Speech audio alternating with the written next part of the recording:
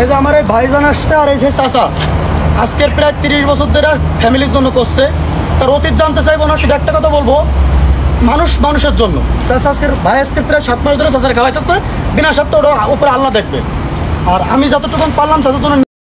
আমি যখনই ভিডিওটা দেখি, ওনার মুরব্বীকে আমি দেখি, তখন আমি নিজে হতাশ হয়ে যাই।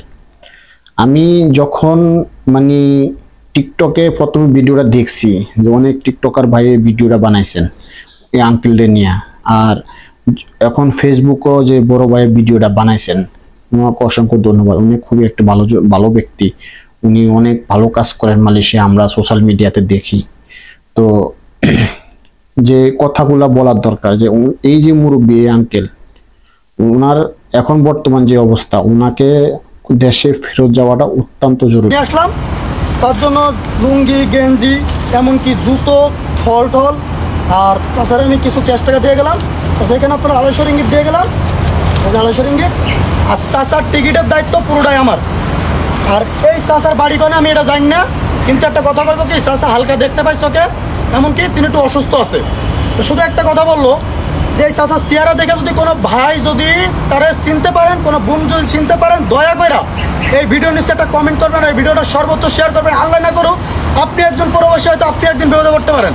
আজকের ফ্যামিলি লোক যদি কোনো ব্যক্তি ওনাকে শনাক্ত করে থাকেন, ওনাকে চিনতে পারেন, তাহলে দয়া করে এই ভিডিওর কমেন্ট বক্সে অন্তত কমেন্ট করে জানাবেন, আর দ্রুত ওনার ফ্যামিলির সাথে যোগাযোগ করবেন।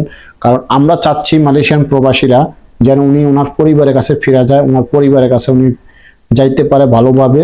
ওনার টিকিট থাকা যাওয়ার যত কিছু প্রয়োজন হয় সব কিছুই মালয়েশিয়ান প্রবাসীরা আপনার প্রোভাইড করবে।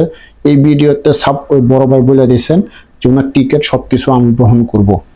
তো মালয়েশিয়াতে এমনও হাজার হাজার ভাই আছে যে একটা দুইটা টিকিট দেওয়ার মতো তাদের ক্ষমতা সাল্লাহ তাদেরকে সে ক্ষমতা দিচ্ছেন। সো যদি কোনো ব্যক্তি ওনার ফ্যামিলিকে সাথে যোগাযোগ করতে পারেন, ওনাকে কেউ চেনেন, তাহলে দয়া করে আপনাদের কাছে অনুরোধ রইল আপনারা দ্রুত যোগাযোগ করবেন।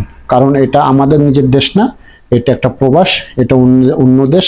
কারণ উনি এখন বর্তমানে যে অবস্থায় আছে মালয়েশিয়াতে, ওনার জন্য সেফ না, ওনার সাথে নিরাপদ না। ঠিক আছে, আল্লাহ না খাস যদি হায়াত না কুলায়, যদি উনি বেশি দিন না বাঁচে, তাহলে তো কিছু করার নাই, বুঝলেন নাই? তো যদি পারেন কেউ তাড়াতাড়ি দ্রুত ওনার ফ্যামিলির সাথে যোগাযোগ করে জানাইবেন। আসসালামু আলাইকুম, ভালো থাকবেন।